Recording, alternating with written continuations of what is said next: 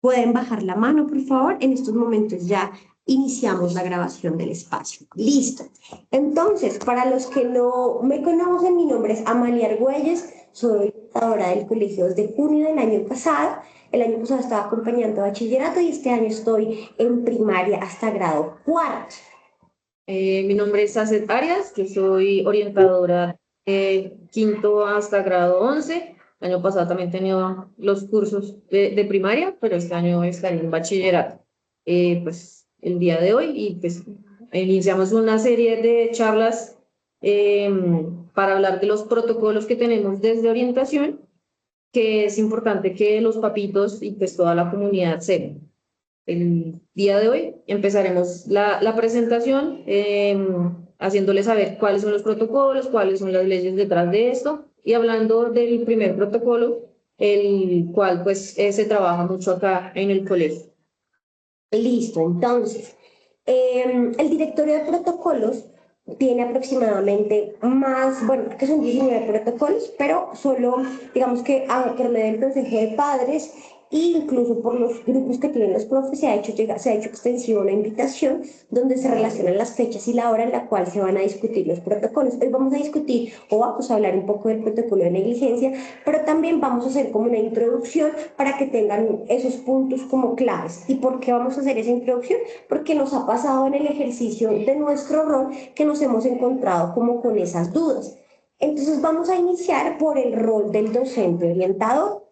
Resulta que este rol de docente orientador lo puede ocupar un psicólogo, un psicopedagogo o un trabajador social.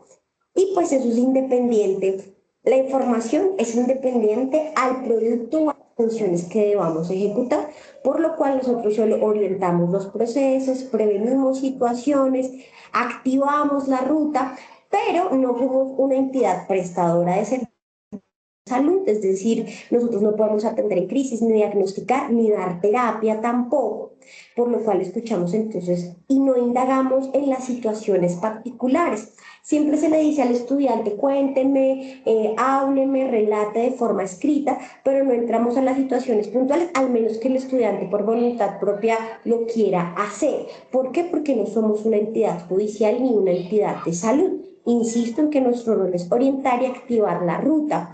Legalmente nosotros estamos en la obligación de creer en la versión del niño, insisto, y es deber constitucional, es decir, está en nuestra constitución política y también al ser funcionarios públicos estamos en la obligación legal, ética de activar las rutas de atención y esa activación de rutas de atención no obedece a las interpretaciones personales ni de mi compañera ni mías, porque como nos vamos a ver en todos los protocolos que vamos a revisar, pues las rutas de atención son muy claras y siempre son específicas en que las entidades de salud, policía o todas las entidades involucradas son las encargadas de determinar si la sintomatología es real o no, si la sintomatología es severa, si el proceso de maltrato, de violencia es real y ellos hacen digamos que las acciones que les corresponden de acuerdo pues a su rol también. Y también es importante entender que algunos protocolos de todos los que vamos a ver admiten negociación con la familia. Por ejemplo, esto de negligencia. Si el niño tiene una remisión para salud, yo le puedo hacer seguimiento y le puedo decir a la mamá varias veces, mira, hace 2 meses te mandé a psicología o a terapias, por favor, llévalo. Y le puedo recalcar la importancia y lo puedo negociar, ¿cierto? Ya veremos más.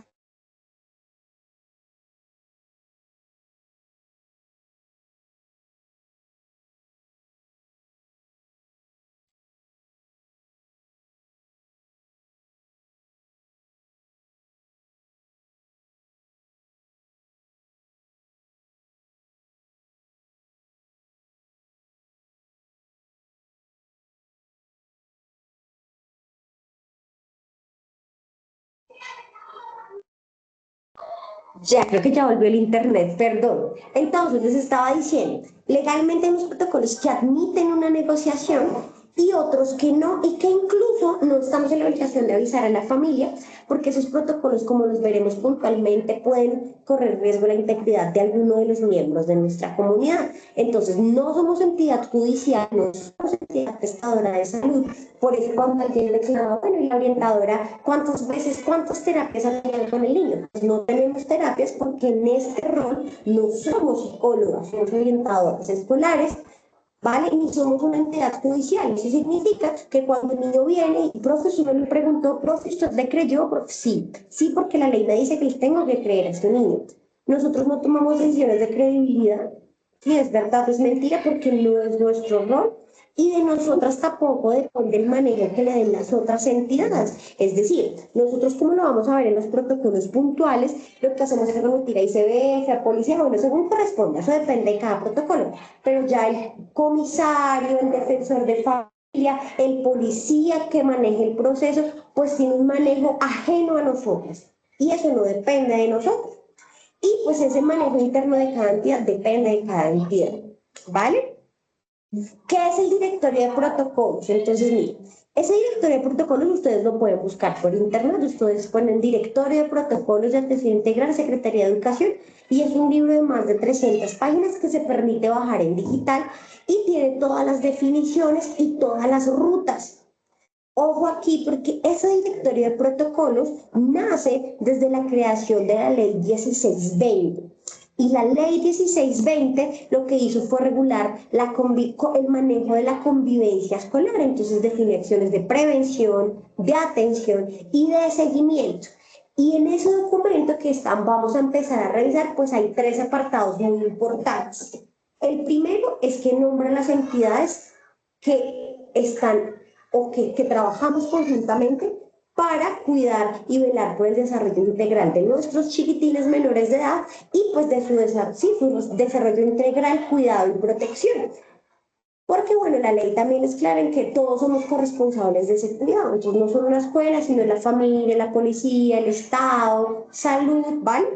En la segunda parte, ese directorio de protocolo describe como cada situación de convivencia, entonces el protocolo de negligencia, el protocolo de violencia sexual, el protocolo de xenofobia, y cada protocolo define qué es violencia, qué es xenofobia, pues según lo que se esté tratando, define legalmente de dónde se toman elementos, ¿cierto? Y define también cuáles son los síntomas y cada protocolo tiene una tercera parte que es como la más importante y es qué debo hacer en cada caso. Es como un flujograma que me dice qué debo hacer, ¿cierto? Y a qué entidades debo contactar.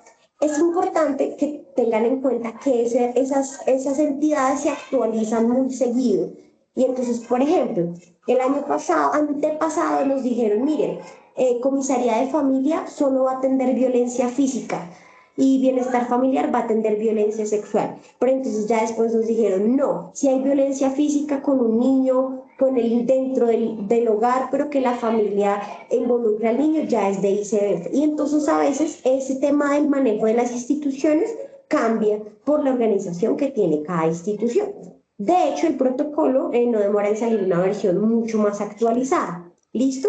Entonces ya les conté qué tiene el protocolo, pues definiciones, de qué vamos a abordar, señales, indicios de por qué ese niño puede que esté viviendo esa situación abordada, el diagrama de actividades y qué debo hacer en cada actividad. Eso es lo que van a encontrar. Entonces aquí les doy un ejemplo. Así más o menos son los diagramas. Entonces,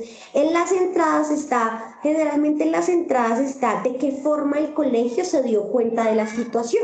Entonces hay flujogramas o diagramas de atención que tienen una entrada, hay unos que tienen 4. Entonces, la entrada puede ser el mismo niño busca la ayuda y reporta, o un tercero anónimamente reporta, o un profesor se da cuenta y reporta. Entonces tiene varias entradas. Luego están los pasos y todos los protocolos vienen organizados de la misma manera. Entonces hay una pregunta muy puntual. ¿El niño tiene esto o es menor de 14 años, es mayor de 14 años, recibe atención, sí o no? Y en base a esas preguntas te va llevando a la ruta en qué proceso, cuál es el paso a seguir. Y entonces, esto es súper importante, papás, y quiero hacer mucho énfasis en esto, y es qué es el sistema de alertas. Ya le doy la palabra a señora Claudia, que veo que tiene la mano levantada. El sistema de alertas es una herramienta que obliga a la ley a crear para analizar la información de los colegios. Creo que la palabra alertas genera ruido. ¡Ay, me subieron una alerta! Pero pues es el nombre que tiene el sistema. Es una herramienta que permite sistematizar y hacer seguimiento. Entonces, a nivel Bogotá, no solo en los colegios, sino en los hospitales también se llevan cifras de cuántos niños han sido abusados, cuántas mujeres han sido violentadas, y esas cifras permiten a la Secretaría de Salud tomar decisiones y hacer políticas públicas. Entonces, en esta localidad hemos tenido aumentos de casos de suicidio, vamos a invertir más en prevención. O en esta otra localidad, entonces el sistema de alertas es una plataforma digital que me permite registrar qué pasó, pero también activar o notificar a otras entidades. Generalmente el sistema de alerta está conectado con la Secretaría de Salud, que son los encargados de verificar esas situaciones de interés. Entonces, si en este colegio me notificaron que hay un niño que presuntamente quiere quitarse la vida, pues mandan a un psicólogo que ya en su rol de psicólogo puede ir y preguntarle, mirar si la sintomatología es grave y darle la ayuda al niño que necesita. En ese sistema de alertas se abordan, o tenemos seis tipificados, 6 módulos, gracias. El de abuso y violencia, que allí recogen varios tipos de abuso, o varios tipos de violencia, que está la negligencia, la violencia sexual, la violencia física, la violencia escolar, está el módulo de accidentalidad, que es cuando un chiquitín se accidenta dentro del colegio. Tenemos el módulo de conducta suicida, el módulo de consumo de sustancias psicoactivas, el módulo de paternidad y maternidad temprana y el módulo de trastornos de aprendizaje y de comportamiento. ¿Listo? ¿Qué debemos tener en cuenta? Que el sistema de alertas lo crea la ley, no es algo que queramos hacer, sino estamos en la obligación de reportar para hacer seguimiento y atención oportuna a esos casos. En ese sistema de alertas está la información básica de los estudiantes, dirección, teléfono, nombre de papá, nombre de la mamá. A veces están desactualizados porque se actualiza con la misma información que hay en matrícula. Entonces a veces pasa que los papitos no actualizan y nos piden información de las entidades cuando eso no está como actualizado. Pues se utiliza para sacar cifras, generar políticas, pero el tratamiento de esos datos está protegido, no todo el mundo lo puede ver. De hecho, en el colegio, pues la señora rectora tiene la clave del sistema de alertas y las orientadoras y el coordinador de convivencia. Los datos que se manejan ahí pues son sensibles porque ponemos datos privados, entonces no todo el mundo tiene acceso a ese sistema de alertas. No sé si hasta ahí tienen alguna pregunta, señora Claudia, usted tenía la mano levantada, le voy a activar el micrófono. No en participantes. Pero ya no le veo la manita. Sí, creo que bajó la manito la señora Claudia. ¿Alguien tiene alguna pregunta hasta esta primera parte? Puede levantar la manita o escribe en el chat, también lo puede hacer. Porque vamos allá a empezar como tal con el protocolo de negligencia. ¿Alguien tiene alguna pregunta? Los que están escribiendo el nombre en el chat de los... No se preocupen que vamos a pasar una lista de asistencia y ahí pueden escribir de quién son acudientes. Entonces, no se preocupen por escribirlo en el chat. En el chat no, porque vamos a pasar la lista. Listo, nadie tiene preguntas, entonces vamos a continuar con un pequeño video. ¿Listo? Ley 1620 de convivencia escolar y formación para el ejercicio de los derechos humanos, la educación para la sexualidad, la prevención y mitigación de la violencia escolar. Como parte de la aplicabilidad de la Constitución Política de Colombia, se han creado leyes que garanticen la adecuada formación de los menores. La Ley 1620 orienta a las instituciones educativas en la planeación de estrategias hacia una adecuada convivencia y la construcción de ciudadanos activos y líderes en beneficio de una sociedad y de nuestro país.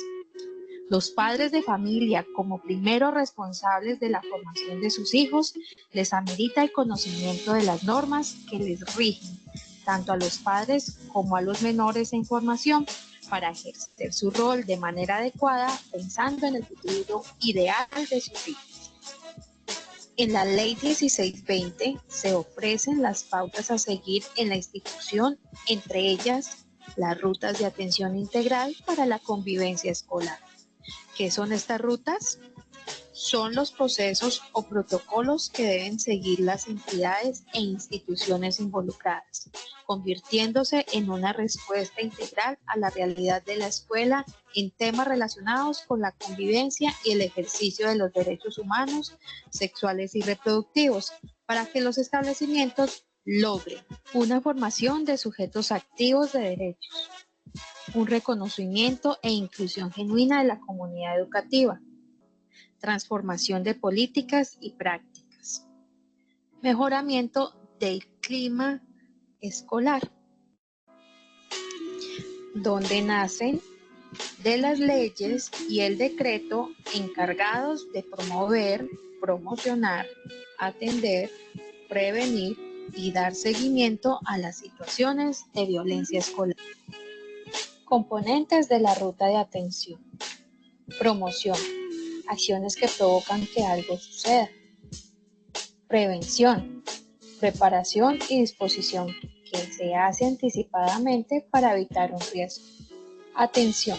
Asistir oportuna y pedagógicamente a las personas de la comunidad educativa. Seguimiento. Evaluar, monitorear, suministrar, reportar casos y analizar la información. Situaciones que afectan la convivencia escolar. Situación tipo 1. Se puede definir como los conflictos manejados inadecuadamente, esporádicos, que inciden negativamente en el clima escolar y que no generan daños al cuerpo o a la salud física o mental. Algunos ejemplos son la actitud grosera e insultos, el mal comportamiento con compañeros o profesores e irrumpir en clases, entre otros. ¿Cuáles son las situaciones tipo 2? Son todas aquellas situaciones de agresión escolar, acoso escolar y ciberacoso que no revistan las características de la comisión de un delito y que cumplan con cualquiera de las siguientes características: que se presenten de manera repetida o sistemática, que causen daños al cuerpo o a la salud física o mental sin generar incapacidad alguna para cualquiera de los involucrados. Ahora, ¿de qué tratan las situaciones tipo 3? Estos son los casos que atentan específicamente contra todos los posibles delitos contemplados en el Código Penal vigente. Casos que atentan específicamente contra la libertad, la integridad, la formación sexual de los niños, niñas y adolescentes. En este caso hablamos de delitos como el hostigamiento, acoso o persecución de un alumno a otro, intimidar o provocar peleas con algún compañero, así como atacar con arma blanca o de fuego. Para eso, las instituciones educativas han conformado los comités de convivencia escolar encargados de solucionar los conflictos pacíficamente desde la institución de la siguiente forma. Para todas las situaciones que afectan la convivencia escolar van a haber 3 acciones. La primera es el diálogo para la conciliación, que consiste en reunir a las partes involucradas para determinar la realidad de los hechos. La acción reparadora. Se trata de buscar entre las personas involucradas la estrategia para reparar los daños causados, fijar una solución de manera imparcial, equitativa y justa. Y, por último, una acción pedagógica, donde se aprovecha el suceso para que se dejen en sus compañeros una enseñanza para evitar la situación en los educandos de la institución. Las alternativas de las situaciones tipo 1 consiste en reunir a las partes involucradas, fijar una forma de solución y realizar un seguimiento en el caso con el fin de restablecer los derechos de la víctima y propagar la reconciliación. En cambio, las situaciones tipo 2 se brinda en primer lugar la atención física y mental necesaria. Se remite el caso a las autoridades institucionales correspondientes. Se adoptan las medidas de protección. Se informa a los padres de familia. Se brinda espacios para que las partes involucradas y sus representantes expongan y precisen lo acontecido. siguiendo las acciones de concertación, reparación y pedagogía. Se mantendrá confidencialidad de la información. Las situaciones son remitidas al comité de convivencia y este dejará constancia en acta de la situación y su manejo. El comité de convivencia escolar realizará el análisis y seguimiento a la situación presentada para verificar la efectividad de las medidas adoptadas o acudir al protocolo de atención a situaciones tipo 3 en caso de ser necesario. Y para las situaciones que son más graves, las de tipo 3, se siguen los mismos pasos que las de tipo 2, con la gran diferencia que siendo una acción penal y su configuración como delito, según el Código de Infancia y Adolescencia, se realiza un denuncio por escrito ante la autoridad competente, Policía de Infancia y Adolescencia, quienes estipulan el tipo de sanciones que se le aplicarán a un joven que incurra en estas situaciones de tipo 3. Y es aquí donde un juez determina el tipo de sanción, ya sea imposición de reglas de conducta o lo que tiene que ver con la libertad asistida o privación de la libertad del joven en un centro de atención especializada. La formación integral de los hijos se fundamenta en la casa, bajo la dirección y acción de los padres de familia o acudientes. Con el conocimiento de las leyes y normas, en tus manos está utilizar e implementar las leyes como herramienta para la felicidad de tus hijos y así generar un cambio en la sociedad.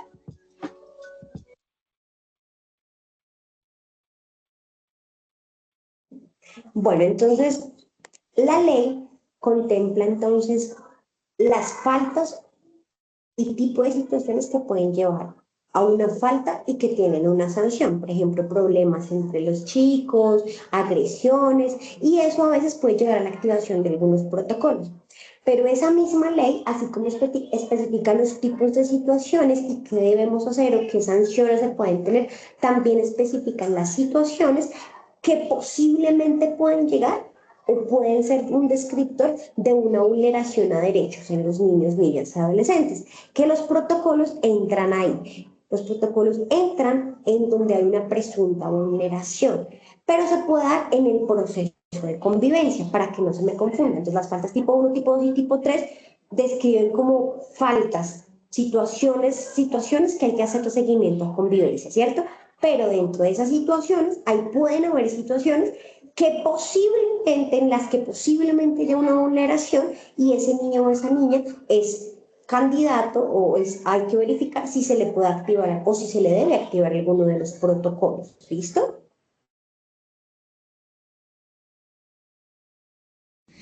Entornos protectores presenta Ruta de atención para la protección de niños, niñas y adolescentes. Los niños tenemos un papel muy importante en nuestra sociedad.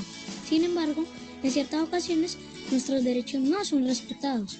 Es por eso que debemos comprender que todos somos corresponsables en la construcción de entornos protectores para que podamos crecer felices con amor, educación y cuidado. Saber cómo funciona y cuándo se activan las rutas de atención para la protección de niños, niñas y adolescentes. Permite reportar de manera ágil y oportuna situaciones de posible descuido, amenaza o vulneración de nuestros derechos. ¿Cuándo se activa esta ruta? Al identificar una situación que ponga en riesgo los derechos de los niños, niñas y adolescentes. Por ejemplo, maltrato, violencia o trabajo infantil. ¿Cómo opera la ruta? Es muy fácil, solo son 2 pasos. Paso 1, identifica la posible situación de vulneración de derechos. Paso 2. Reporta la denuncia ante las autoridades competentes, como Instituto Colombiano de Bienestar Familiar, quien identifica los casos, activa las redes interinstitucionales para el restablecimiento de derechos, donde se remita a la víctima a otras entidades o programas para realizar actividades de promoción, prevención, acompañamiento y orientación. Comisarías de familia, quien verifica, garantiza y restablece derechos. Notifica a los entes de control, como la Procuraduría y Personería, y articula a los actores del Sistema Nacional de Bienestar Familiar. Y Policía o Fiscalía, quienes reciben las denuncias, orientan sobre las acciones a seguir e investigan el caso para garantizar los derechos de la víctima. En el caso de las instituciones educativas y el sector de salud, como EPS o IPS, están en el deber y la obligación de reportar los casos a cualquiera de las 3 autoridades competentes mencionadas. Para facilitar los reportes, el ICBF, como entidad especializada en la protección de niños, niñas y adolescentes, cuenta con diferentes canales de atención. Presencial. Puedes acudir a los centros zonales y regionales del ICBF, a la sede de la Dirección General o en las comisarías de familia. Virtual. Ingresa a la página del ICBF www.icbf.gov.co o escribe al correo atencionalciudadano@icbf.gov.co. O por vía telefónica, llamando a la línea gratuita nacional del ICBF 018.000 91 80 80. Recuerda, los reportes se pueden realizar de manera anónima. ¿Qué información se requiere para reportar la vulneración? Nombres y apellidos del niño, niña o adolescente que se encuentra en riesgo. Dirección o ubicación exacta en la que se presente la situación. Descripción de la situación específica. Si es posible, datos de los padres o representantes legales del niño, niña o adolescente. Gracias a estas rutas podemos velar que nuestros derechos no sean vulnerados y así los niños, niñas y adolescentes podamos crecer en un entorno lleno de amor. Esta es una estrategia de control y participación social de ¡Entornos protectores! Listo. Entonces vamos a empezar con nuestro primer protocolo. Ok, otro video. Si no tenemos más preguntas. Sí. Pues esta es de convivencia. Entonces, vamos a empezar con el protocolo de atención a presuntas situaciones de incumplimiento, negligencia o abandono. En el marco de la ley que acabamos de ver, se considera una falta tipo 2, ¿vale? ¿Por qué? Porque la persona que tiene la obligación legal de proteger y garantizar que ese niño o esa niña sea cuidado de forma integral, al parecer, presuntamente no lo está haciendo. Y este tipo de protocolo tiene una línea bastante delgada entre lo que es maltrato y lo que no es, porque a veces la negligencia, no llevar a mi hijo al médico, por ejemplo, no es una violencia tan visible. Algún papito podría decir, mire, yo no le pego, yo no lo trato mal, pero la negligencia, el abandono, se considera un tipo de violencia pasiva. ¿Por qué? Porque por medio de sucesos chiquiticos, como no llevarlo al médico, le voy haciendo daño a mi hijo. Entonces, puede ser que yo nunca le lleve al odontólogo y le dé una infección terrible en su muelita. Y entonces, a causa de esa infección, el niño pierde el tímpano. Y entonces, si yo no intervengo antes y no le digo así, papá, mire, la niña lleva tantos días con su muelita inflamada, llévelo al médico, porque eso es una presunta negligencia, pues si no lo hago, de hecho, al hacerlo evito que esta niña sufra daños más graves. ¿Vale? Entonces, ¿qué es negligencia? Tenemos aquí tres conceptos importantes. Negligencia, inobservancia y maltrato infantil. Entonces, en la negligencia hay falta de protección y cuidado de ese niño, ¿no? Entonces, hay negligencia cuando yo lo protejo o cuando lo expongo a situaciones que él no tiene los elementos para atender. Entonces, por ejemplo, que no venga aseado al colegio, que dure varios días sin bañarse, que esté sucio, que no se cepille la boquita, que venga con los zapatos rotos, que venga sin ropa interior al colegio, nos ha pasado eso. Eso es negligencia, listo. La inobservancia es la omisión o negación del acceso a los servicios.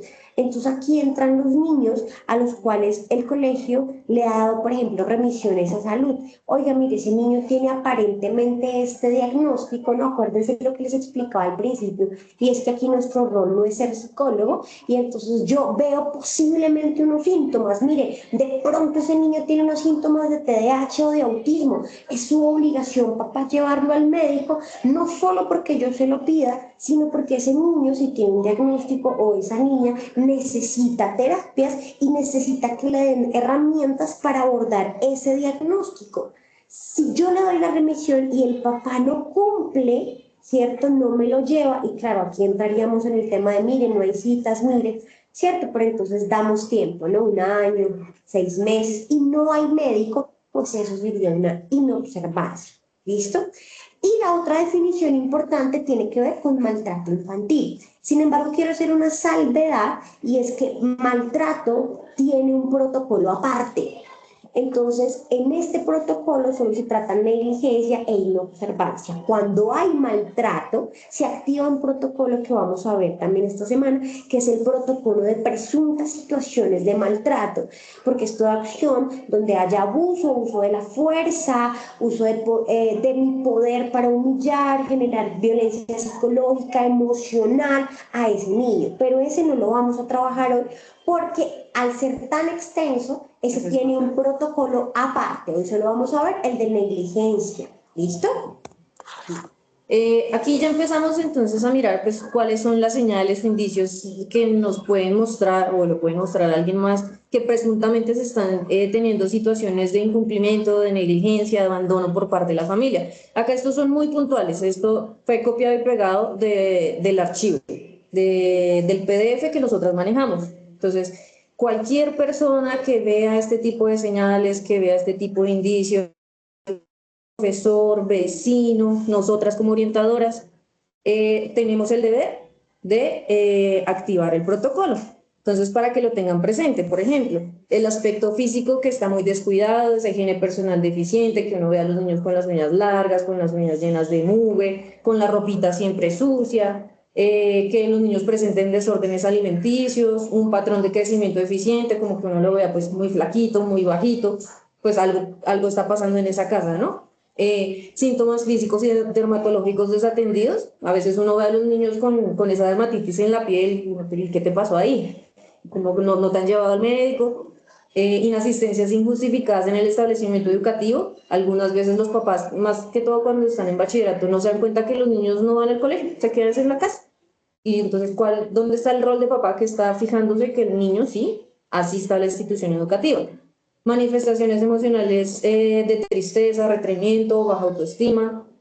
También otra señal muy importante y que se presenta mucho en hermanos mayores es que los papás les delegan una responsabilidad de adultos, como el cuidar a los niños pequeños, el cocinar todo, no sé, toda una comida. Obviamente, pues no quita que pues, los niños tienen ciertas responsabilidades, pero pues a veces como adultos les entregan toda esa carga a los niños mayores. Eso se puede contemplar como un indicio de presunta negligencia.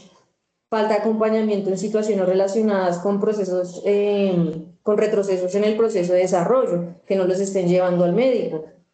Cambios en el rendimiento académico, falta de compromiso o desinterés en el acompañamiento del proceso educativo. Los papás que se les hacen 1, 2, 3, 4, 5 citaciones y simplemente aparecen al final de año. Que no recogen boletines, que llegan tarde a recoger a los niños, que traen tarde a los niños, que es algo constantemente, que ya uno repetitivamente les está diciendo. Falta incumplimiento en citaciones, lo que les decía, que varias veces se les llama para que vengan y no vienen. Fallas reiteradas en el horario de ingreso. Acá ya pues encontramos el diagrama, lo que se hablaba antes. Entonces este tiene 2 entradas de cómo se puede activar. Entonces la primera entrada, señales o descuidos que uno ve, o sea, el niño está presentando alguna de esas señales que ya les acabo de decir, o un tercero, una persona más, reporta que vio que ese niño está presentando ese tipo de situaciones. Entonces pues ahorita nos vamos a detener en cada uno de los pasos, pero pues esto es lo que nosotras vemos cuando vamos a activar el protocolo. Entonces, ¿por dónde nos entró y cuál es el siguiente paso, no? Listo.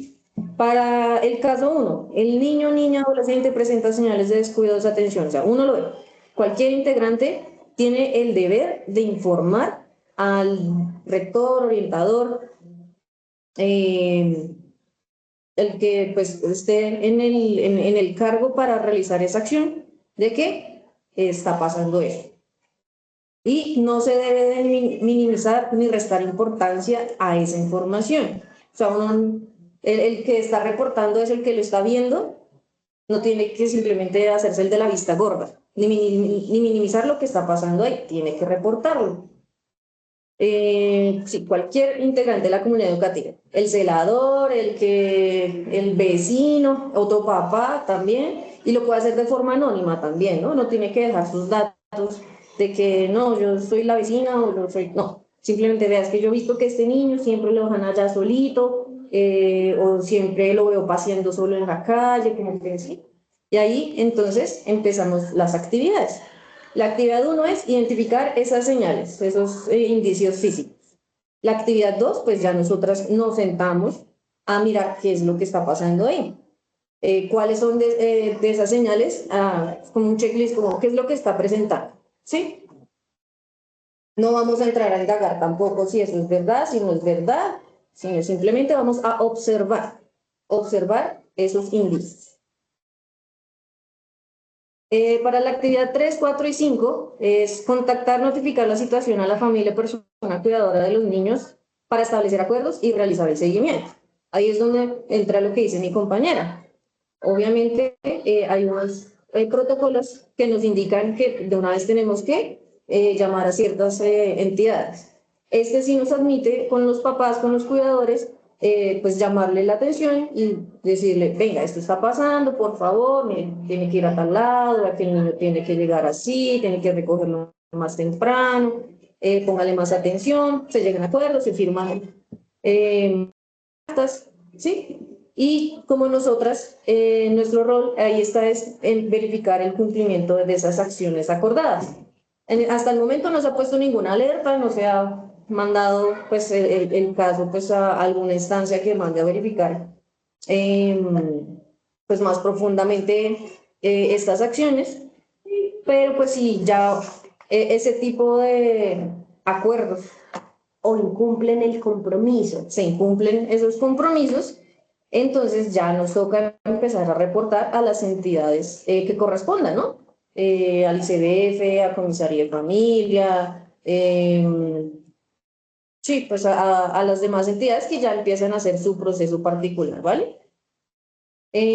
Actividad 6, contactar a la familia para que sea garante de los derechos, ¿no? Aquí es también hace parte del paso anterior, donde se debe sensibilizar a la familia sobre la necesidad de iniciar esos procesos de atención con esas entidades competentes, ¿no? Que si uno le mandó a hacer, le mandó una remisión a psicología, a terapias, que el niño necesita gafas, que el niño necesita una cita con odontología, que efectivamente hayan ido a hacer esas citas.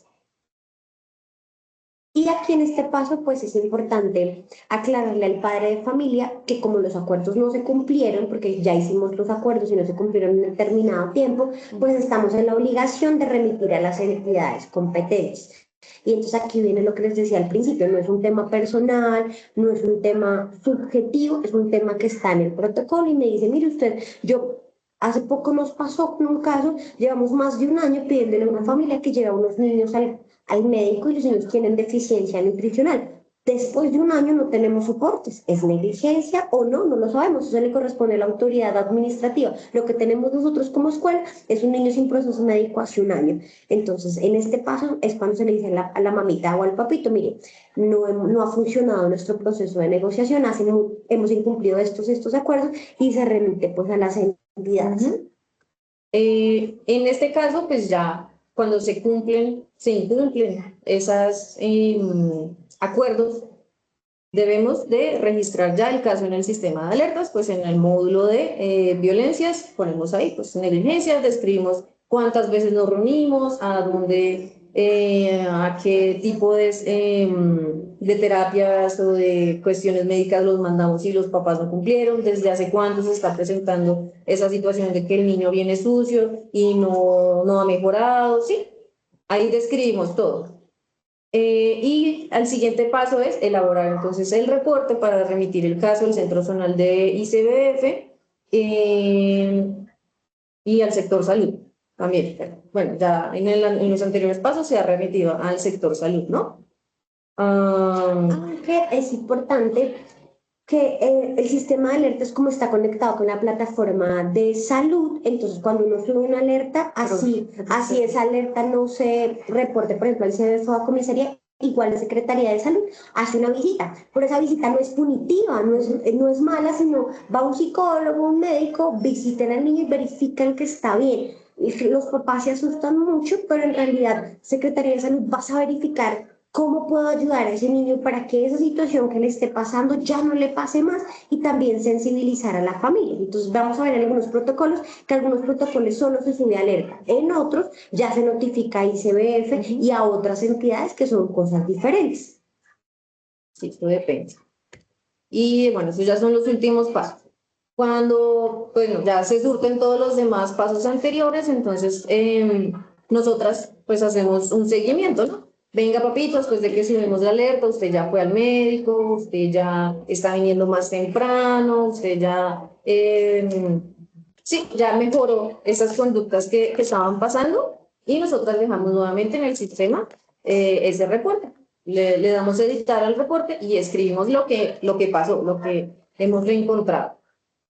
Y como actividad número 11, entonces, desde el colegio también pues, existe la posibilidad de generar acciones de promoción y prevención. Talleres con los estudiantes, talleres con los papás, hablando de los temas. Sí, pues la idea es evitar que eso siga pasando, ¿no?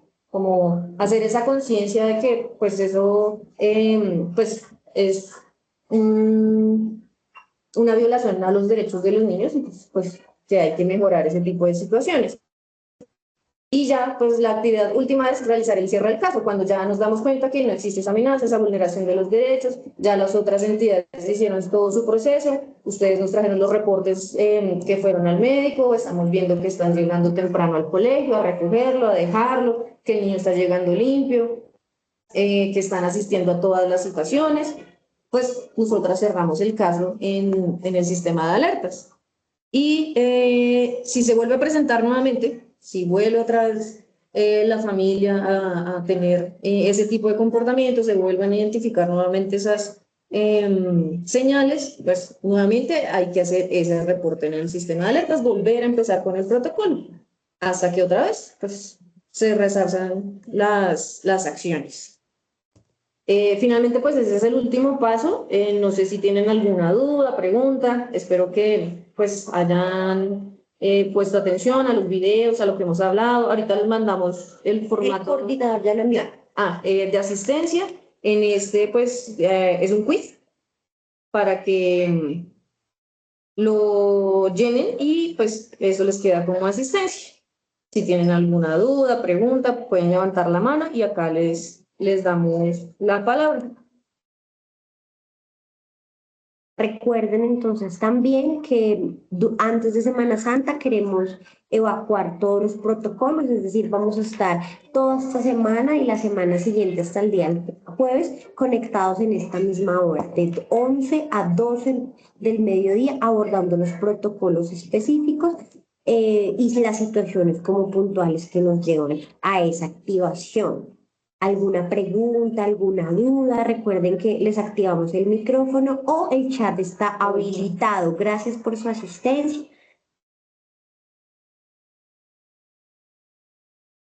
Pues si no hay ninguna duda, ninguna pregunta, pues muchas gracias por su asistencia. Esperamos que el día de mañana también puedan asistir y pues también que otras personas se puedan unir. La grabación entonces pues les estaremos contando cuando ya se pueda subir a las plataformas que tiene el colegio para que la puedan también revisar. Si tienen pues algunas dudas, no les quedó claro alguna cosa, pues todo va a quedar grabado. Igual les encargamos, hay una pregunta, ya vi que alguien escribió, pero mientras la leo, les encargamos por favor hacer extensiva la invitación a los demás padres de familia. Y los que tienen 2 niños, señora Adriana, el formulario tiene una celda donde dice, si tiene otros niños, por favor ponga el nombre, el nombre del niño y el curso. Pregunta la señora Elizabeth, si son los padres quienes tienen la alerta. No le entiendo, señora Sí. Elizabeth, la pregunta. ¿Será que su merced puede levantar la mano y le permito abrir el micrófono para que me explique un poco su pregunta? No le entiendo la pregunta. Vamos a ver si la encuentro por acá y le abro el micrófono. Por favor, levante la mano.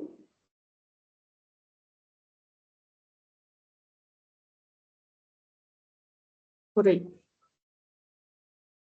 Listo. Cuénteme, señora Elizabeth. Es que lo que pasa es que tengo a Carmen en la casa, pero mi pregunta puntual es, si nosotros como papás somos los que tenemos la alerta hacia algún profesor, ahí cómo sería el protocolo.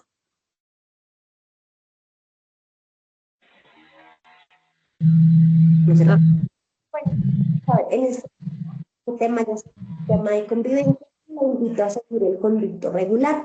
En el manual de convivencia está el conducto regular y el conducto regular pues implica primero hacer un acercamiento y una charla con ese profesor, verificar la situación y en caso de que no funcione esa charla con ese profesor, ya ir a las otras instancias. Pero, y ese tema pues ya es manejado directamente desde coordinación, pero igual en el manual está el conducto regular para esas situaciones. Bueno, vamos a revisar. ¿Aquí había otra pregunta o era la misma? Ah, no, es lo mismo. Hasta un profesor. Elizabeth, sí. La misma señora Elizabeth. Listo, papitos. ¿Alguna otra pregunta, duda, inquietud? ¿Sugerencia? También, si les da pena ir o ahorita no se les ocurre alguna, pues con mucho gusto nosotras estamos para atenderlos. Cuando necesiten, pues pueden venir a hablar con nosotras y les resolvemos las dudas. Sí, señora Ana. La grabación se va a compartir y en este horario pues lo programamos también porque en este horario es el horario de almuerzo de los chicos, entonces nosotras no tenemos en estos momentos atención, por eso se dejó de 11 a 12. Pero las diapositivas y la grabación se va a subir por las redes oficiales del colegio, Instagram, tenemos nuestra página en RedP, igual Y en cualquier, Facebook y en también. Facebook también. Sugerencia, los documentos que se llevan los renuevan cada año. ¿A qué se refiere, ¿Cuáles señora C, con los documentos? documentos? Señora Adriana, ¿a qué se refiere con los documentos? Si son a los de matrícula, sí, claro, cada año se renuevan. O si son de documentos de que ustedes los llevan al médico, de que tienen alguna condición que se necesita saber del colegio, que le llevan algún proceso terapéutico o algo así, cada año pues también tienen que hacérselo saber al colegio cómo van con ese seguimiento. Igual, si el niño tiene algún diagnóstico, algún trastorno de aprendizaje o una discapacidad o autismo, TDAH o depresión o ansiedad o algo en los riñoncitos que tiene que ir al baño más seguido o algo que no puede correr porque su corazoncito tiene algo, pues eso hay que actualizarlo porque nosotros podemos así generar ajustes para poder ayudar a ese niño o a esa niña. Más allá que informar al colegio, es como para generar acciones conjuntas y mirar, mira, de pronto este niño necesita ir al baño más seguido, o este niño necesita que en vez de 20 actividades se le dejen 10 y necesita pasar con la docente de apoyo. Entonces, esos documentos sí es importante tenerlos actualizados porque los niños tienen a veces condiciones y nosotros no tenemos esa información, por lo cual es difícil ayudarles. ¿Alguna otra duda, pregunta? Porque pues ya se nos está agotando el tiempo. Si no, pues... Queridos padres, entonces Sí. diligencian por favor el formulario a unas sugerencias. Cuénteme, señora Adriana.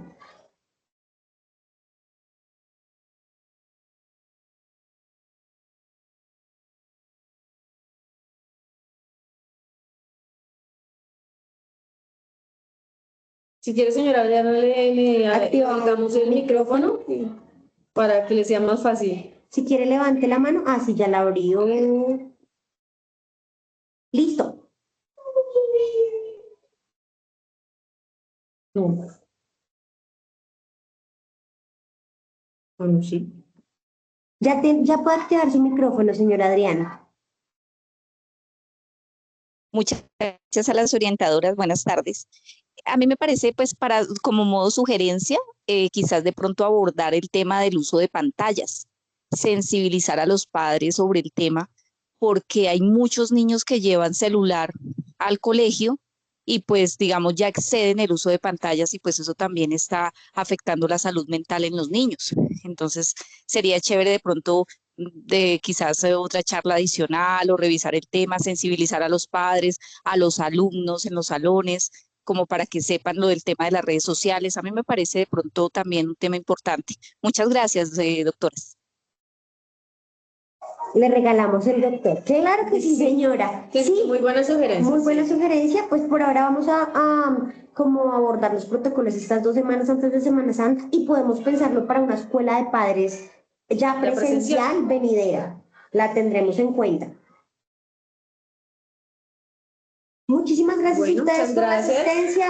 Muchas bendiciones y éxitos en sus casas. Nos vemos entonces mañana a las 11 de la mañana. Cuídense mucho. Feliz día.